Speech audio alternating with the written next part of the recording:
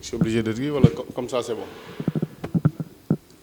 Voilà, moi je m'appelle Moussa Kama, je suis le coordinateur des activités de conseil agricole et rural de l'ANCAR dans la région de Kaffrine. Donc je suis de la direction de l'ANCAR bassin et bassin arachidier sud. Maintenant, en tant que vos missions régaliennes d'appui conseil auprès des producteurs, quels sont les principaux défis auxquels les producteurs sont confrontés face au changement climatique? Bon, de façon globale, les producteurs sont confrontés aux défis de la variation de la pluviométrie, donc qui chaque année, l'hivernage pratiquement a une nouvelle configuration. Et c'est un peu difficile quand même d'essayer de s'adapter parce que nous savons que les producteurs souvent ont comment dirais-je, ont une façon de faire, généralement qui change peu. Et face à de tels changements, généralement, ils ont des difficultés pour s'adapter. Mais de façon générale, on peut dire que le problème principal, c'est l'irrégularité de la pluviométrie. Voilà. Merci. En tant qu'agent de conseil, dans votre rôle d'accompagnement des producteurs, quels sont les principaux obstacles ou défis auxquels vous êtes confrontés pour aider et accompagner les producteurs à améliorer la résilience face au climat? Vous savez, le problème des producteurs se reflète sur le conseil, parce que c'est le conseil est l'agent qui est supposé accompagner le producteur dans tout le processus de la production. Donc, son souci principal doit être d'essayer d'apporter des réponses, n'est-ce pas, aux sollicitations du producteur. Et généralement, ces réponses peuvent être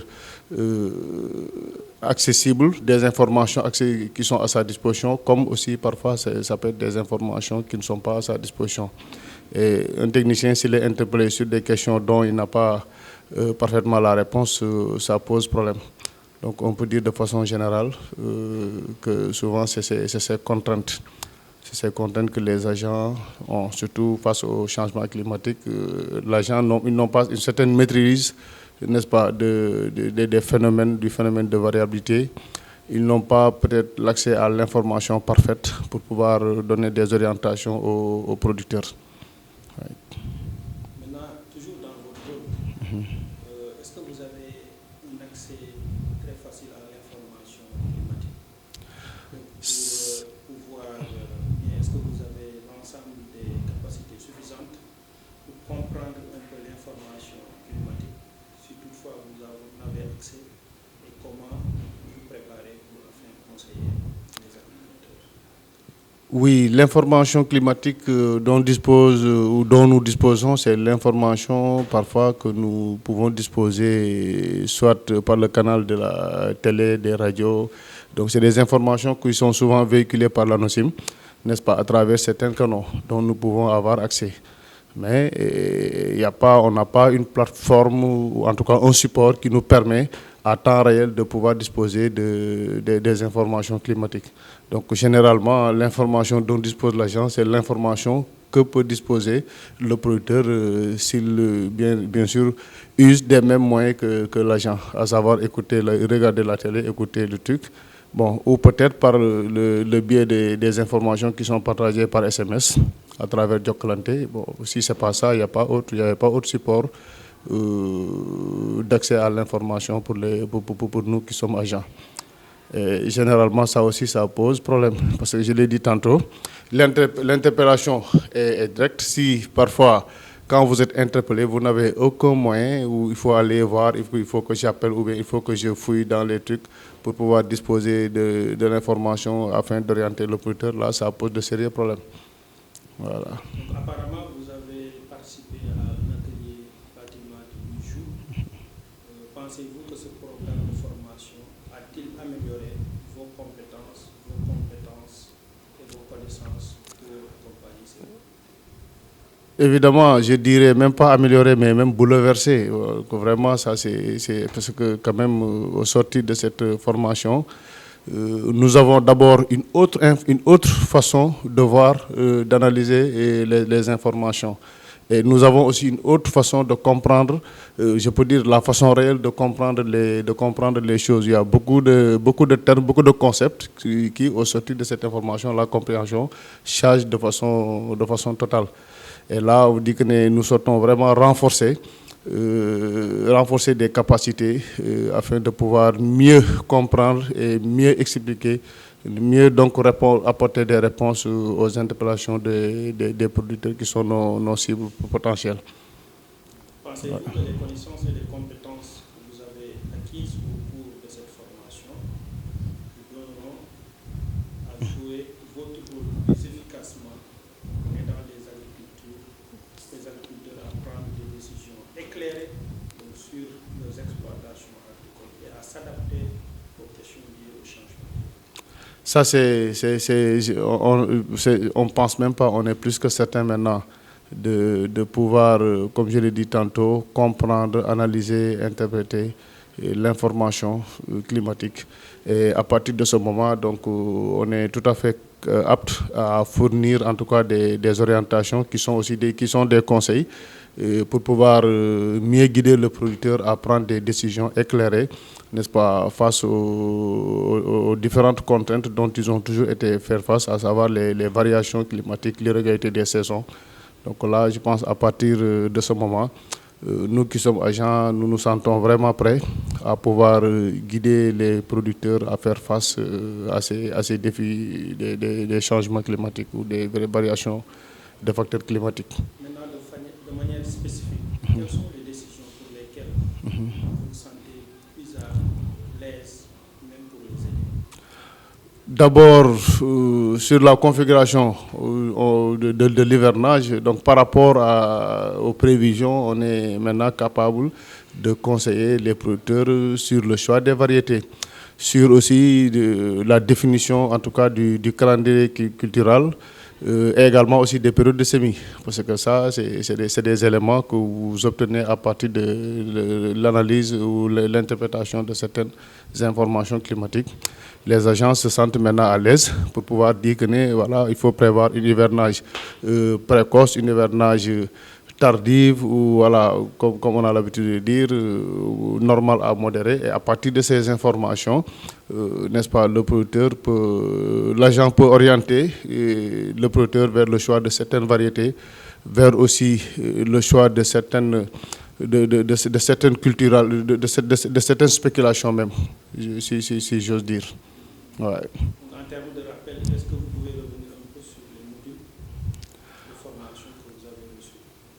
Oui, les modules de formation, c'est vrai qu'on a fait 10 jours, hein, mais de façon générale, on a parlé, d'abord, on a commencé à éclairer en tout cas nos idées sur ce que c'est que le temps, sur ce que c'est que les changements climatiques, les variabilités climatiques.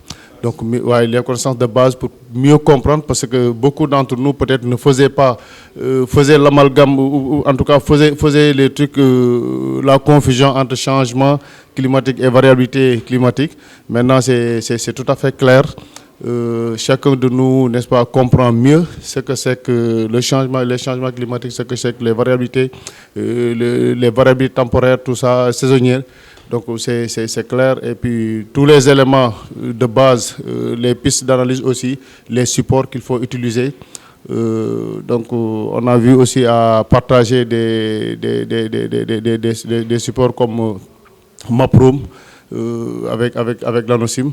Et l'autre truc aussi dont j'oublie le nom, Simagri, voilà, avec l'ISRA, je crois bien. Donc ça, c'est des supports dont en tout cas maintenant nous pouvons utiliser pour pouvoir fournir en tout cas des projets de conseil, pour pouvoir orienter le producteur, pour pouvoir aussi s'informer à temps réel. Maintenant, quelle partie de la formation avez-vous préférée? Bon, moi, la partie que je préfère plus, c'est la partie où on parle des prévisions climatiques à travers les terres sites, comment définir, comment analyser, comment interpréter les prévisions afin de pouvoir sortir des informations, des informations climatiques qu'on peut véhiculer auprès des producteurs. Parce que le travail de conseil, quand même, repose sur le conseil. Et qui dit conseil, dit information technique. Et je peux dire que les informations climatiques faisaient partie des informations dont disposaient le moins les agents. Et à partir de ce moment, je pense que nous nous sentons vraiment maintenant à l'aise pour pouvoir, en tout cas, fournir à partir de ces prévisions des conseils pour pouvoir orienter les producteurs vers le choix de variétés, vers le choix de spéculation. Ouais. Y a-t-il vraiment quelque chose qui vous a particulièrement marqué ou ça? Bon, particulièrement, c'est tout, hein, parce que vraiment, le seul fait que vraiment la compréhension maintenant de certains concepts a complètement changé. Ça, vraiment, c'est quelque chose quand même de très marquant. Donc, nous avons vraiment changé de concept, de la manière de voir sur certaines choses, sur l'hivernage même. Et même au-delà, parce que si on prend l'exemple de Simagri, voilà, donc l'agent peut même s'amuser quand même à faire des simulations de situations pour pouvoir proposer aux producteurs une formule d'engrais qui s'approche plus de la réalité afin de pouvoir l'aider à atteindre ses objectifs de production et de rendement. Donc ça, c'est des choses quand même qui nous ont vraiment émus. Et je pense que nous saurons les utiliser à bon escient, quoi. Donc, dans vos interventions, vous avez surtout concernant la partie pratique, manipuler certains outils et méthodes. Oui, ça c'est Disponible maintenant gratuitement. absolument. Et ça, vraiment, j'en appelle à tous, hein. Comme on l'a dit tantôt, c'est des outils qu'il faut manipuler pour pouvoir avoir l'habitude. Et même pourquoi pas même contribuer à l'amélioration de ces outils en favorisant aussi le partage d'informations avec les concepteurs ou en tout cas les administrateurs de ces outils. Et je pense que nous, agents de terrain aussi, nous pouvons être utiles à ce niveau pour pouvoir fournir certaines informations agronomiques dont nous pouvons disposer sur terrain, les partager afin de permettre à améliorer quand même ces outils ou participer à la mise à jour réelle donc, de ces outils. Vous avez peut-être tantôt répondu à cette question. Quelle est votre impression générale sur ces outils numériques? L'impression générale, moi, je pense que oui, c'est des outils quand même dont l'importance ne fait aucun doute. Et aussi, nous voyons que c'est pas des outils qui sont faciles qui sont difficiles à manipuler. On les trouve utiles et ici l'accessibilité aussi vraiment voilà, ça relève d'une grande importance. Tout un chacun à partir de son téléphone ou à partir de son ordinateur peut entrer et puis chercher des informations dont il peut toujours utiliser dans le cadre de ces interventions.